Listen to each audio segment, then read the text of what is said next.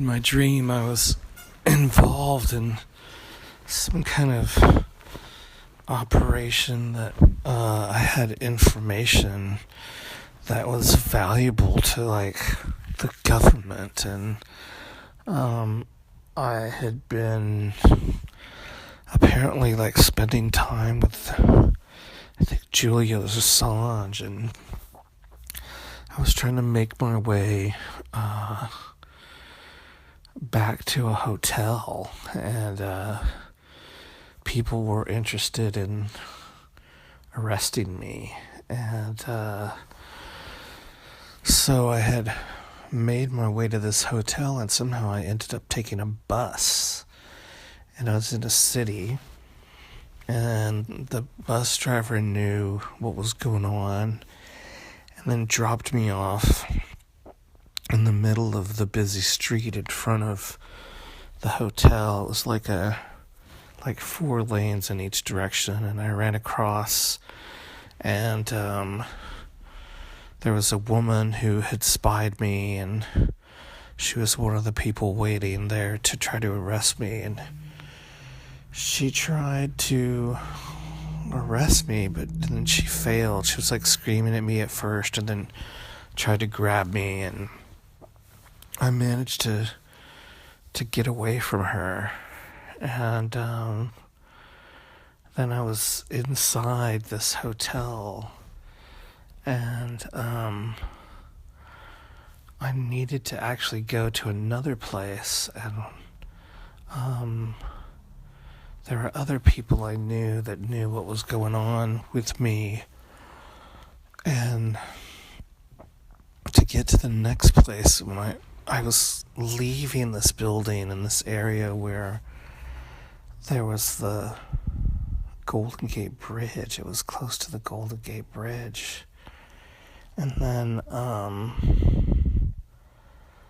I was kind of leaving there, and then my friend, an old coworker named Keesley, he was there, and he didn't know what was going on originally, and then I informed him,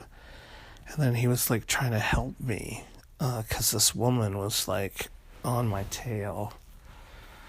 And then somehow then I made it to an airport, and then at the airport, we were on the plane, and we were talking. I was with some other people, and we had to land and then catch a second flight. And I was sitting at the front row with some other people, and the weather was weird, and then we were going to land the plane. It was the front of the plane was open, and we'd go up a ramp, and then there were the machines that we'd put our little tickets in to get new tickets, and it was very bizarre. And I had told somebody oh, I already got my ticket out, and I'm ready to put it in that machine, and somehow I had kind of prompted it, so it was waiting for my card, and then the person next to me tried that, but theirs was on next to the other machine, and as we pulled in, the driver of the plane, the pilot, was kind of clueless, and kind of got in one lane and then missed the second one, and we're driving down, and I was oh yeah, that's the lane, and the driver kept going past it and should have backed up but didn't, and we were all kind of puzzled. And then we were kind of making a loop around, and I was telling the driver that there was something about this foliage or flowers on the side of the airstrip, and the driver was saying something about them, and I was no, those are specifically kind of grown to withstand bad weather. They don't just grow anywhere. Those are special flowers that